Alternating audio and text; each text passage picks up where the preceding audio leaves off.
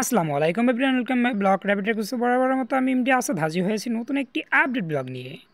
আজকে আমাদের যে হাঁসগুলো আছে দেশীয় জাতের, সেগুলোর মূলত পানিটা নষ্ট হয়ে গেছে, যেখানে ওরা মূলত গোসল করে, সে কারণে মূলত পানিটাকে চেঞ্জ করে দিতে হবে।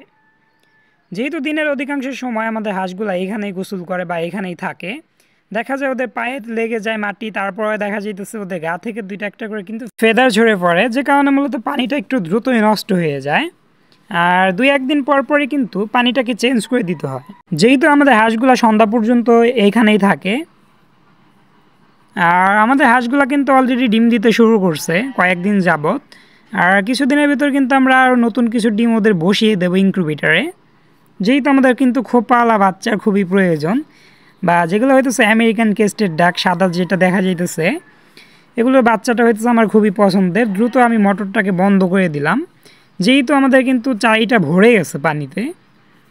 আর একটু লেট করে যদি আমরা বন্ধ করতাম তাহলেই দেখা যাইতো আমাদের এইখানে কিন্তু কাদা হয়ে যাইত। আর আমাদের হাঁসের ভাব দেখে কিন্তু বোঝা যাইতেছে ওরা কিন্তু গোসল করতে চাইতেছে। যাই হোক, ওরা ওদের মতো গোসল করতে থাক। আর এই পাশে কিছু আমাদের ছোট ছোট হাঁসের বাচ্চা আছে, যেখানে আমাদের আমেরিকান কেস্টেড ডাকের বাচ্চা আছে একটা, আর একটা বাচ্চা একটু মারা যাওয়ার সম্ভাবনা আছে, বাট মারা এখনও যায় নাই, যে কারণে ওকে সরাই রাখা হয়েছে। আর এদিকে আসতে না আসতে আমাদের স্নিগ্ধ কিন্তু আমাকে ডিস্টার্ব করতে শুরু করে দিছে, মানে ও আমাকে এদিকে যাইতে দেবে না।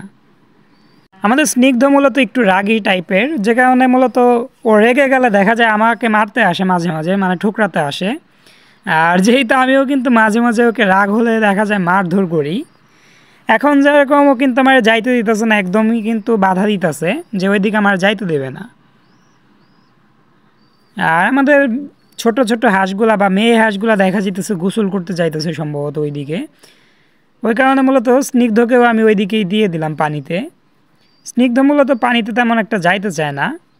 আর এ ঘরে আসতে না আসতে দেখা যেতেছে আমাদের হাঁসের কিন্তু দুইটা ডিম। এগুলো হইতেছে আমেরিকান কেস্টেড ডাক ব্রিড, মানে হইতেছে বাবা হাঁসটা যেহেতু আমেরিকান কেস্টেড ডাকের, আর মেয়ে হাঁসগুলা হইতেছে বা মা হাঁসগুলা হইতেছে দেশীয় জাতের। আর এখানে আসতে না আসতে একটা সিদ্ধান্ত নিয়ে ফেললাম যে আমাদের এইখানে আমরা কিছু শুকনো ঘাস দিয়ে দেবো, যেখানে আমাদের কোয়েলগুলা ডিম পারবে। মূলত শুকনো ঘাস দেওয়ার কারণটা হচ্ছে আমাদের ডিমগুলা যেহেতু আমরা আমাদের ইনকিউবেটরে বসিয়ে দেব, সো নর্মালিভাবে দেখা যায় ফ্লোরে ডিম পারলে কিছু কিছু ডিম দেখা যায় ফেটে যায়। আর যখন কিনা এই ঘাসের ভিতরে ডিম পারবে, এখানে কিন্তু আর ডিম ভাঙার সম্ভাবনা থাকে না। এদিকে আমাদের রোগা পাতলা লাউ গাছে কিন্তু অলরেডি লাউ চলে আসছে, অলরেডি এখান থেকে একটা লাউ কিন্তু আমরা খেয়ে ফেলছি। আর এদিকে আমাদের ছোট ছোট যে বাচ্চাগুলো, মানে হইতেছে এরা মাঝারি ব্যাচের। এখানে আমাদের আমেরিকান কেস্টেড ডাকের বাচ্চা আছে দুইটার মতো, আর বাকিগুলো হইতেছে দেশীয় জাতের। দেন তারপর কিন্তু ঘাসগুলো নিয়ে আমরা আমাদের কোয়েলের শেটের ভিতর ঢুকে পড়লাম, যেখানে আমরা কাঠ দিয়ে কিন্তু একটা জায়গা করে রাখছি। এইখানে মূলত বিছিয়ে দেব আমাদের এই শুকনো ঘাসগুলা। পুরোটা দিলে দেখা যাবে ওরা যদি ডিম পারে, আমি যখন খাবার দিতে বা পানি দিতে আসব, পায়ের নিচে পড়ে কিন্তু ডিম ভেঙে যাওয়ার সম্ভাবনা থাকবে। যে কারণে মূলত এক পাশে একটা নির্দিষ্ট জায়গায় আমরা যদি দিয়ে দেই, এগুলোর ভিতর ডিম পারলে আমরা ডিমগুলোকে সংগ্রহ করতে পারবো। কিছু কিছু কোয়েল কিন্তু দেখে একটু ভয় পাইতেছে। আর এদিকে আমি ঝুড়িটা রাখতে যেয়ে দেখলাম ছোট্ট একটা পুচকি ডিম। এটা সম্ভবত আজকে ফার্স্ট কোনো কোয়েল পারছে, যেহেতু আমাদের নতুন কোয়েলগুলা কিন্তু ডিম পাড়তে শুরু করছে। অলরেডি 10 থেকে 12 পিসের মতো নতুন ডিম দিতেছে, আর বাকিগুলা এখনও ডিম দেয় নাই, বাট ওগুলো আশা করি কয়েকদিনের ভিতর ডিমে চলে আসবে বা ডিম দিতে শুরু করবে সবাই। আশা করি এই সপ্তাহের ভিতরে কিন্তু আমাদের সব কোয়েলগুলাই ডিম দিতে শুরু করবে। যাই হোক, আমরা কিন্তু আমাদের ঘাসগুলো দিয়ে দিলাম বিছিয়ে, যেন আমাদের কোয়েলগুলা এখানে ডিম পাড়তে পারে। আর বাকি ডিমগুলা কিন্তু আমি একটা একটা করে তুলে ঘাসের ভিতরে রেখে দিতেছি। আর এখন আমাদের কোয়েলগুলো দেখে মনে হয় কিছুটা কম।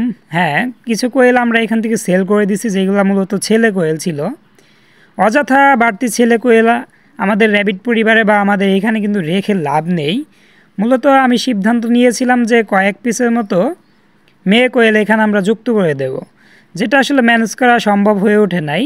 পরবর্তীতে আমরা কিছু কোয়েল রেখে দিচ্ছি, যেগুলো মূলত মেয়ে এবং ছেলে মিলানোই আছে, যে কারণে এই ব্যাচের কিন্তু ছেলে কোয়েলের প্রয়োজন নেই, বিধায় কিন্তু আমরা কোয়েলগুলোকে সেল করে দিছি মাংসের জন্য। আর নতুন ব্যাচের কিন্তু ছেলে মেয়ে মিলানোই আছে, এবং ওখানে কিন্তু আরও হয়তো বাড়তি হবে ছেলে দুইটা একটা, মানে শর্ট পড়বে না, দুইটা একটা হয়তো বেঁচে যেতে পারে, ওইখান থেকেও হয়তো সেল করে দেওয়া লাগতে পারে। আর এখানে কিন্তু আমরা ছোট ছোট পুচকি আমাদের কোয়েলের বাচ্চাগুলোকে রেখে দিচ্ছি, যেগুলো বয়স আজকে 2 দিন। মূলত এখানে বুডিং অবস্থায় রাখা হয়েছে। এবার তেমন একটা ভালো করে কিন্তু বুডিং করা হয় নাই, যেহেতু আমাদের জায়গার একটু সংকট। বাচ্চাগুলো মূলত আমি রাখতে চাইছিলাম না, পরবর্তীতে রাখা হয়েছে যে কোনো কারণবশত। আগামী 2 থেকে 3 দিনের মতো বাচ্চাগুলো এখানেই থাকবে, দেন তার পরবর্তীতে আমরা নতুন একটা সেট তৈরি করে সেখানে আমরা এই বাচ্চাগুলোকে শিফট করে দেবো ইনশাল্লাহ। সো আজকে এই পর্যন্ত, টাটা বাই বাই, দেখা হবে পরবর্তী নতুন কোনো আপডেট ব্লগে।